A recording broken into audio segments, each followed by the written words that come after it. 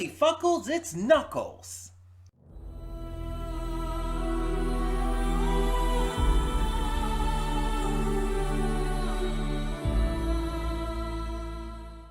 Hey everyone, welcome to Princess Gay. I'm your host Connie, and today we are here with episode 1 of Knuckles. This is the spin-off series for the Sonic the Hedgehog movies, specifically the live-action movies that have been coming to theaters, and number 3 comes out in December, I believe, with Shadow, played by Keanu Reeves. But this is a kind of segue in between seasons 2 and 3, and it gives us more of Idris Elba's Knuckles. And from what we've seen and everything, Sonic and Tails at least do appear in it, but it mostly focuses on Knuckles and Wade. Wade, if you don't remember from the first 2 movies, is the sidekick of Donut Lord Tom. And he's kind of this bumbling goofball of a deputy for Green Hills. He's nothing spectacular, but he's good comic relief. And in this, he gets to play alongside the serious straight man that is Knuckles. And mind you, Knuckles can be very funny himself. He's very comical in the fact that he's such a straight man. And I think that's going to play off of the bumbling goofiness of Wade pretty well. Now, we also have some bad guys in this, and I don't know who they are. I don't know, like, who the bad guys are supposed to be. I don't know if they're, like, characters from any of the games or whatnot. I don't recognize them, but from what I know of the trailer, they are supposed to be, like, former colleagues of Eggman.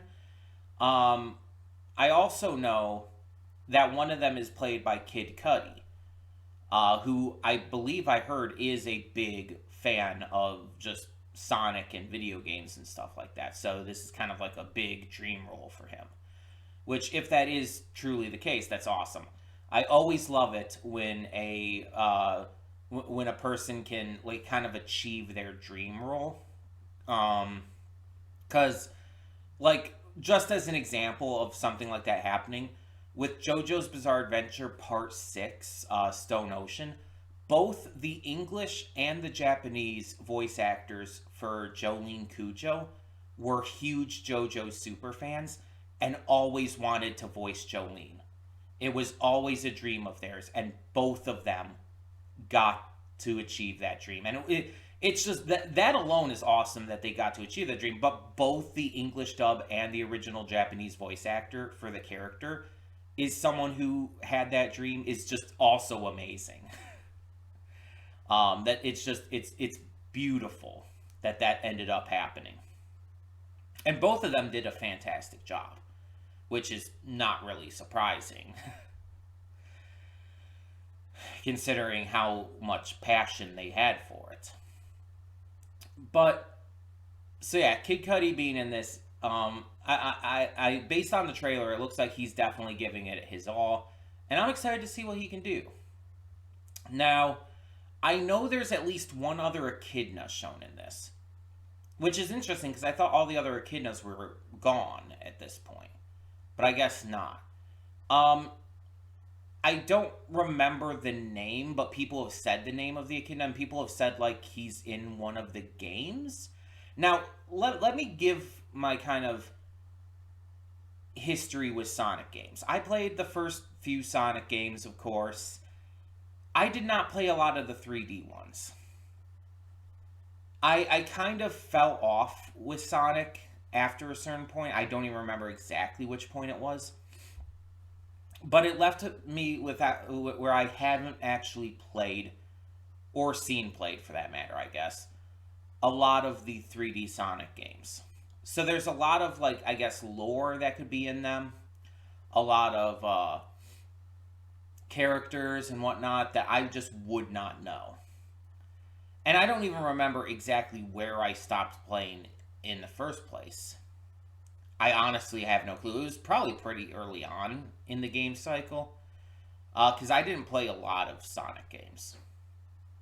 I know that for sure. Um, so yeah, I don't know who this other echidna is supposed to be because I don't think I know any other echidnas besides Knuckles. At least not like as a full character. Um, so I don't know what to expect with this, but people have said he's like, I guess from one of the games. Um, and that's pretty much what I know about this series. Knuckles is training Wade to be better and stronger. These bad guys come into play. That's what I know. So it's going to be interesting getting to see this. And when it comes to the movies, I really liked what they did with Knuckles in the second one because he very much feels like Knuckles. Idris Elba was an amazing choice. Um, Also, it's just Idris Elba in general. Like, even outside of just being a great choice for Knuckles, he's just always great. He's a phenomenal actor, phenomenal voice actor. Like, he was, like, even for his role in Zootopia, he just gave it his all as Chief Bogo. And I just really appreciate that. Plus, Idris Elba is one of those actors who's not only just hot, he has a hot voice too. It's like Markiplier. It's not like he's hot, but he also has a hot voice. And it's like even just hearing the voice, it's like it stirs something. At least for me. Idris Elba is very attractive. He is a very good-looking man. Um, and he's funny too. Like, the dude is like genuinely really funny. Like, I've even seen in like different interviews and stuff. He's a goofball. Like, the dude is an absolute goof. He's a fun-loving dude, and I really appreciate that about him because he kind of looks imposing, doesn't he?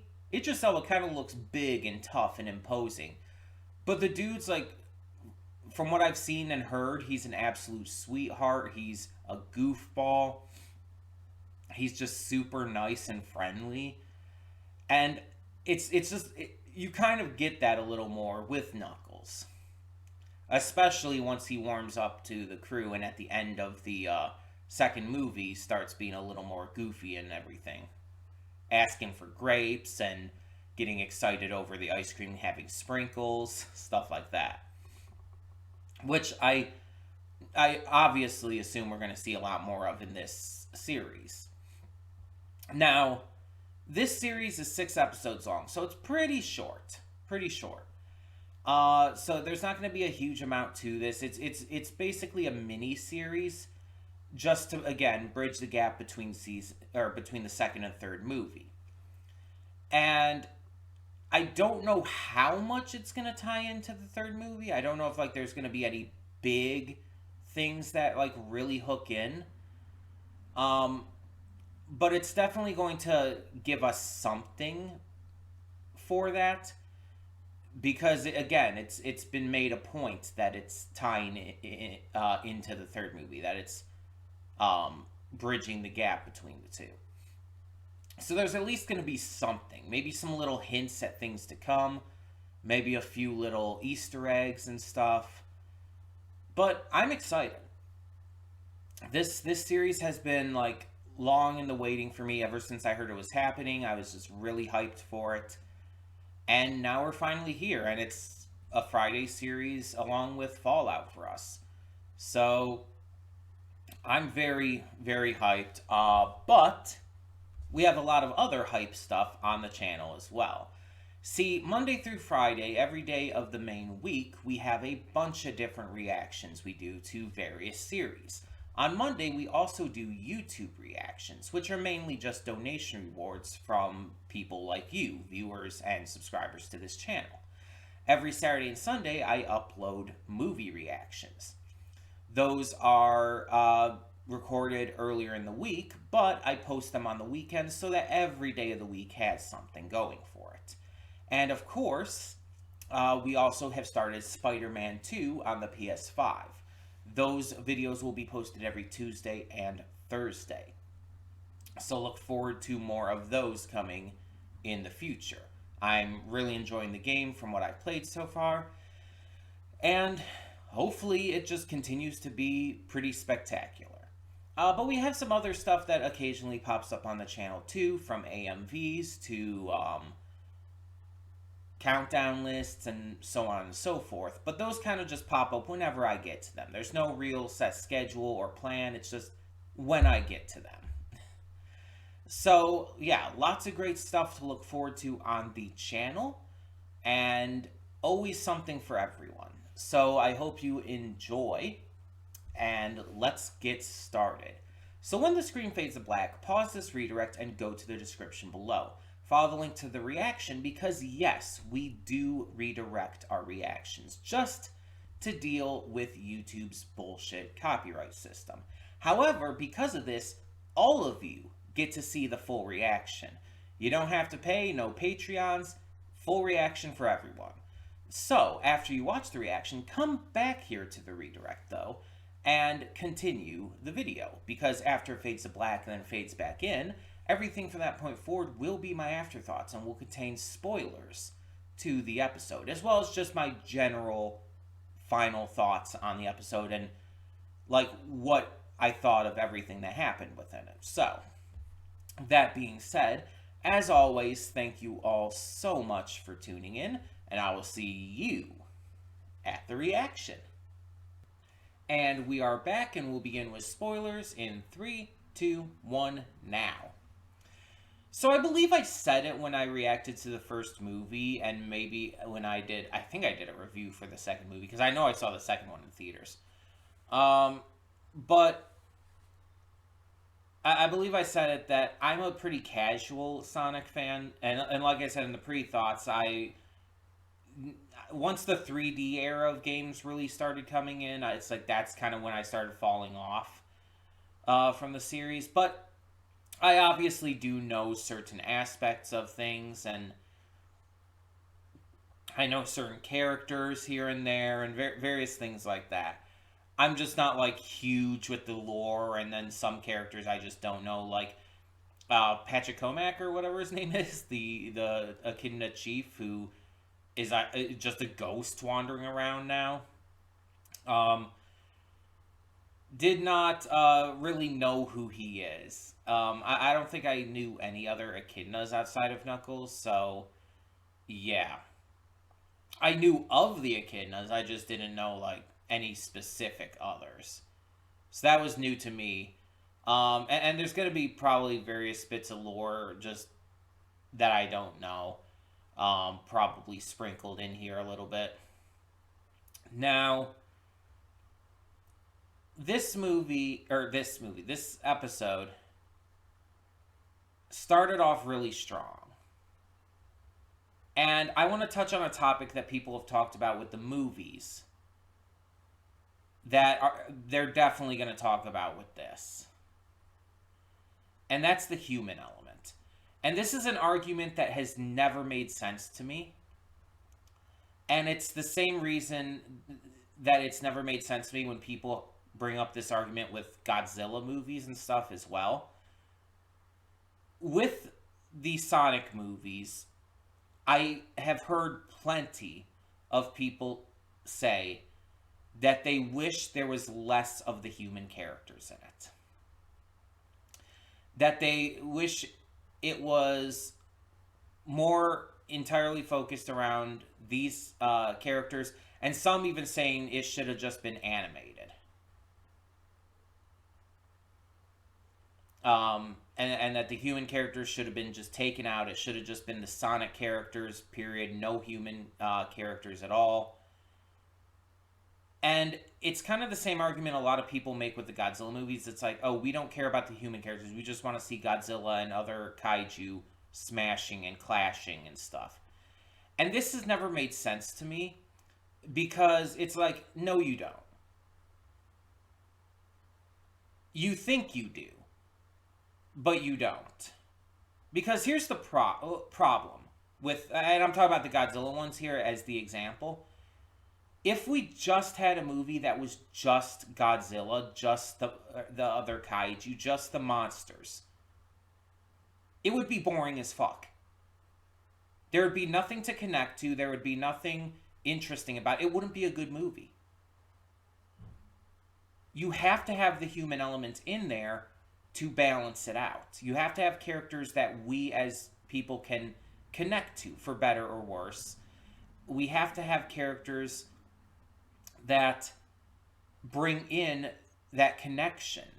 And especially with the Godzilla movies, because of what Godzilla is representative of. You have to have humans in that. And then there's some people who say, okay, but the human element has to be good then, and most of the time it's not good.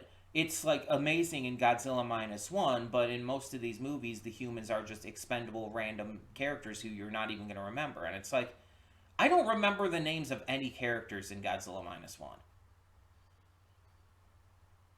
I remember their stories as much as I remember the stories of any of these characters from any of these Godzilla movies. But I don't remember any names from any of these characters. I remember them pretty much the same as I remember any characters. So the memorability thing, at least from my perspective, is bullshit. And that's just not a good argument. The human element is there because we need to see how the humans interact, react, and experience the crises of these kaiju. That's exceptionally important. They don't have to be the most in-depth characters. That's not important. They're there as reactionary forces to the kaiju. And they need to be there because of that. If you took them out, it would not work. At all. And yeah, of course they can be done better. But they don't have to be. As long as they serve their purpose well, which is all that's really necessary there. But, going back to the Sonic movies, how this connects, because people say kind of the same thing. They wish it was like animated and it was only the Sonic characters, or as very little of the human characters as possible.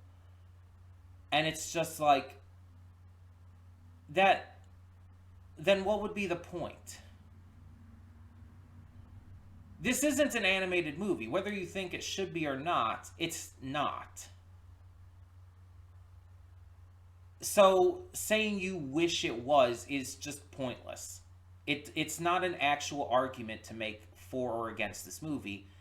It's just a pointless, like, contrast that doesn't really add any level of, argument or, what's the word? I hate that when that happens. Any sense of actual discussion to it. It's a hypothetical. It doesn't actually matter. Now, when you say, like, oh, the human character stuff is uninteresting to you, if that's your opinion, you're entitled to that. But in a live-action adaptation like this, not even really an adaptation, it's not really adaptative of any specific Sonic work. It's more a take on it, but I don't know. You get the point. I'm bad with words. The point is, on this kind of take on the Sonic franchise with live action and everything, you have to have human characters. Again, for a lot of the reasons that you have to have them for Godzilla. You have to have that connection. You have to have something to work off of these characters with that we as viewers can connect to. With animation, it's like, yeah, you could have had just the Sonic characters, but again, this is an animation. That hypothetical doesn't actually add anything to this discussion. It's pointless. So let's not even worry about that. It is a live-action movie. It's meant to be live-action. It has to have human characters. That's the point. Now, again, if you personally think the human characters are boring or uninteresting, you are entitled to that opinion. I am also entitled to the opinion that that is incorrect. I am entitled to believe exactly what I believe as well. And in my opinion, from my viewpoint, the human characters are necessary. And not only necessary, but they're really well done too. They are exceptionally well done. The characters are likable, they're well written, well acted, and they add to the story. Their interactions and reactions towards and with the alien Sonic characters are kind of important to these movies. And showing scenes of just them without the Sonic characters is fine because it develops them. It develops them, it showcases more of what makes them interesting and likable, and how their connections with the characters have shaped them as well. Their previous connections with the Sonic animal characters, as well as Robotnik and everything.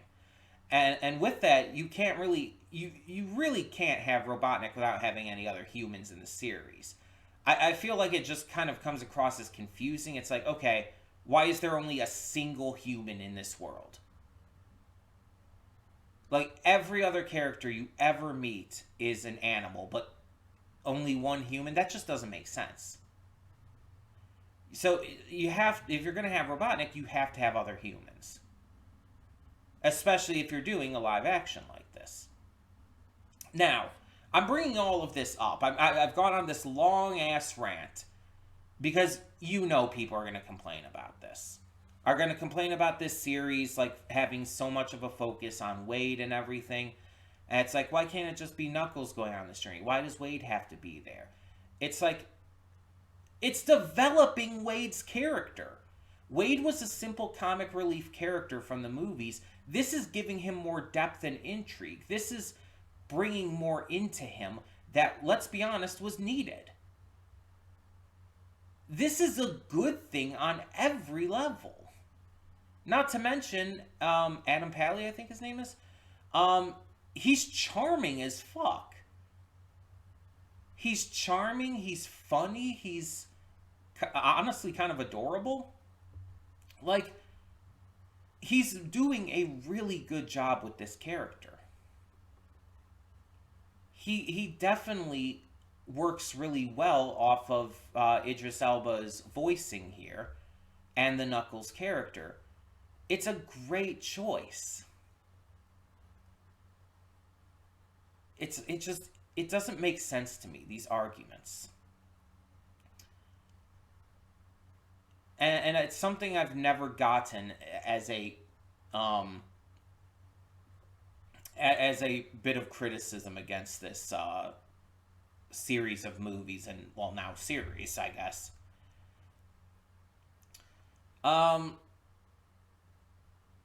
But it's something I have seen all the time. And it's something, because of that, I wanted to take the time to discuss here. Just get it out of the way in the first episode and everything, you know? Again, you're entitled to your opinion. If you are not a huge fan of it, just personally, you don't think it works as well, that's fine.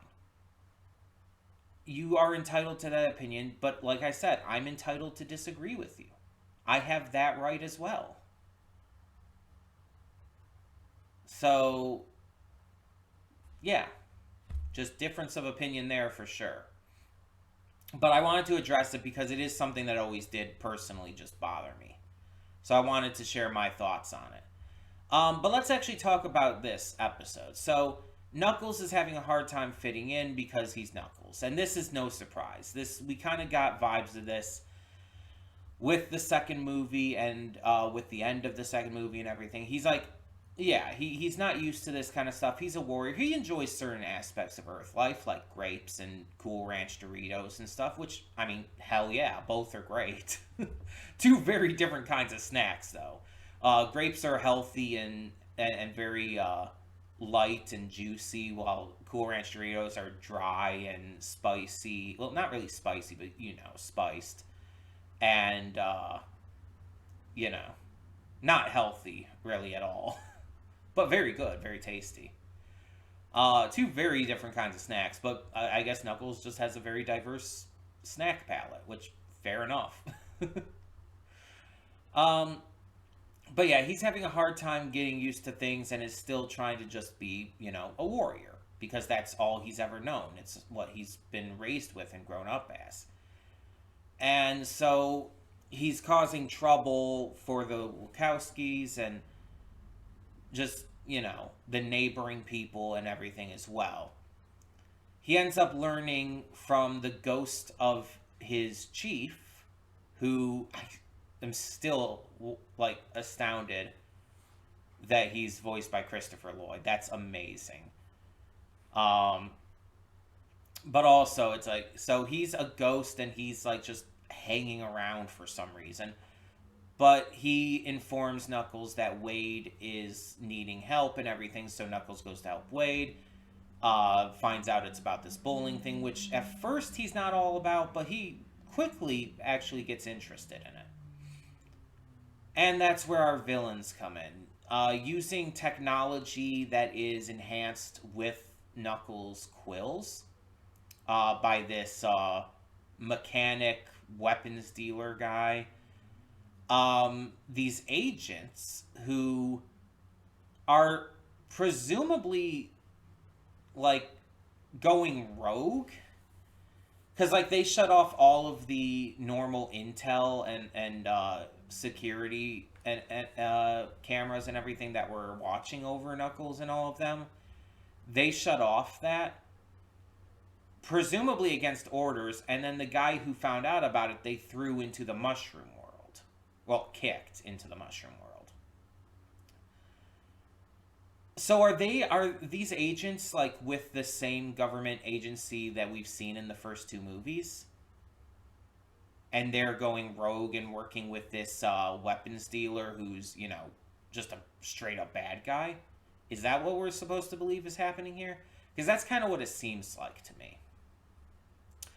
But either way, so they get the weapons from this dealer that again are enhanced with Knuckles' quills, and they use them to fight him. And although he does manage to overpower them, it is quite a fight.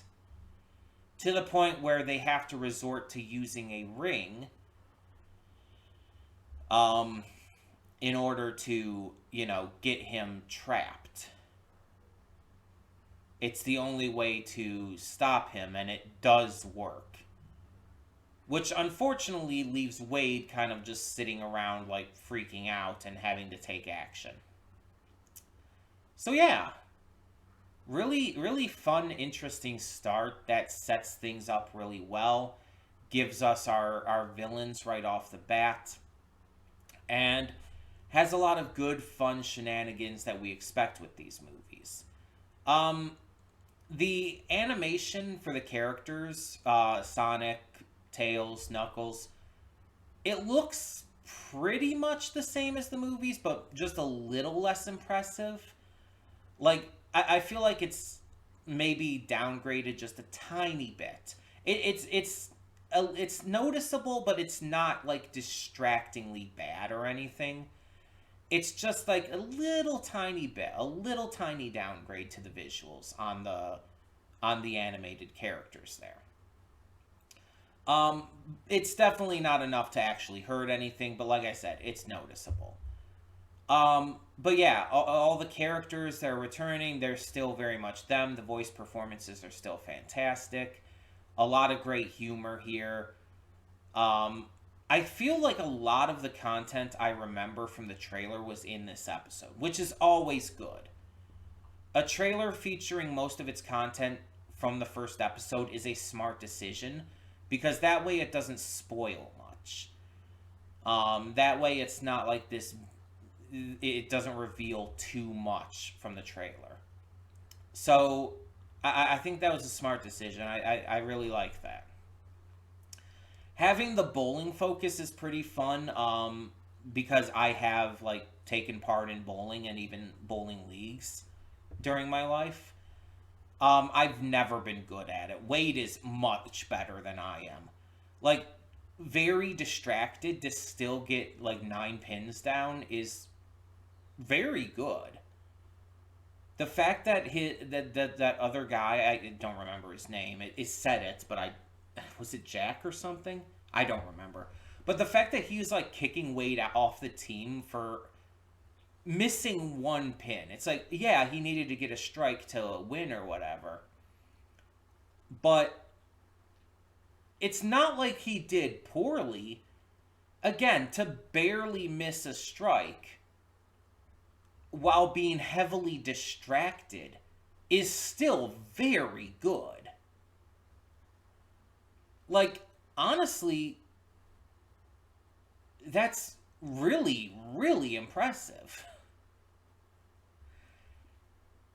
Again, it's just like I could never do that. I've gotten strikes before, but it's rare. If I'm being completely honest. My dad is more into bowling.